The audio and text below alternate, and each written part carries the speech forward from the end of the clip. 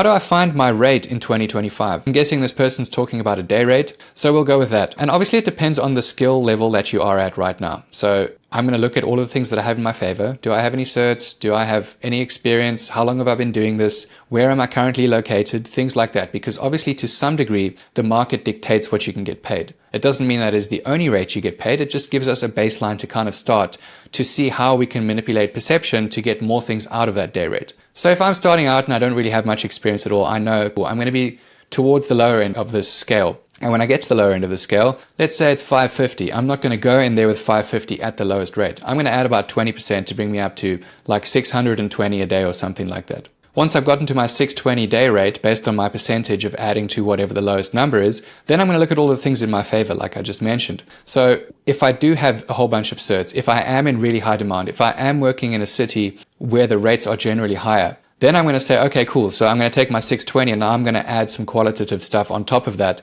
And I'm going to see if I can get away with 700, maybe 800, something like that. Because you don't want to go into this negotiation with a person on the lowest level possible. When I first started out contract consulting, I didn't know any of this stuff. So I just kind of went out there. I went to a website. I saw, okay, cool, people are paying between 550 and 700 at the time. And this was in London. And I just went for 550 and I went straight to the people that I was working with. I was like, cool, my day rate's 550. And they just said, okay, they didn't even negotiate. Now that would be the first sign that you didn't sell yourself effectively, because if somebody doesn't push back, that means that you're a good deal. And yes, it's good to be a good deal, but it's also not to get screwed over, especially it was my own fault in that case. The point being that you want to make sure you understand your rate. You want to understand how rates are actually equated beyond whatever the market dictates. So how do you define your own value? How do you define what's valuable to the end client that you're trying to get through to? But then equally, you need to back all of that stuff up with confidence. You need to have evidence that, okay, you've now built this picture of who you are and how much you're worth. And then you need to have the confidence to deliver this to whoever it is that you're about to speak to.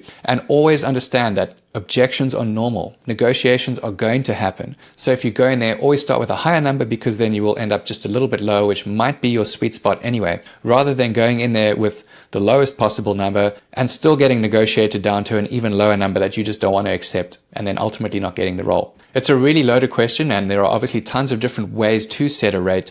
So I've actually got 2 videos on this, one that discusses pricing models and the different types that you can apply as a consultant or a consulting business, and then another one that kind of breaks down this framework I just covered at a high level if you're a first-time consultant. So be sure to check that out.